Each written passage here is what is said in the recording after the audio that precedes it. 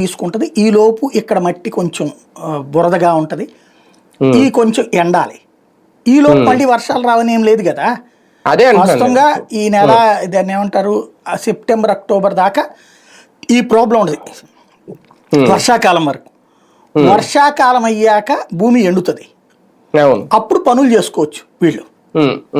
అప్పుడు పనులు ప్రారంభించవచ్చు.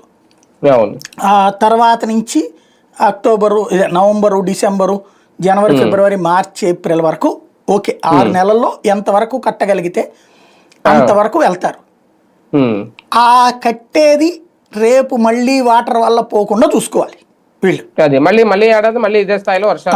కాబట్టి ఉంటాయి.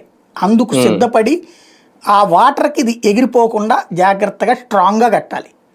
1 ఇంచు కట్టాలనుకుంటే 3 ఇంచులు కట్టండి. 3 ఇంచులు కట్టాలనుకుంటే 6 ఇంచులు కట్టండి. అవసరం ఎంత అనుకుంటే అంతకి డబుల్ కట్టండి.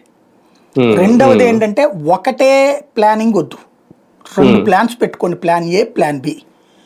ఎందుకంటే వాగుల నీళ్ళు అనేటటువంటిది ప్రమాదకరమైన, వాటిని అంచనా వేయలేం.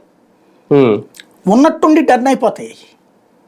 నాకు బాగా గుర్తు, మధ్యన ఫ్రెండ్ వాళ్ళతో కలిసి మామిడి తోటల దగ్గరికి వెళ్ళాం. కొంచెం నూజివీడి దగ్గర వెళ్ళేటప్పుడు వాటరు కొద్దిగా ఏది బండి వేసుకుని వెళ్ళిపోయాం.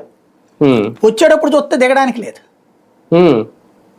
దాదాపుగా పీకల లోతు వచ్చేసినాయి.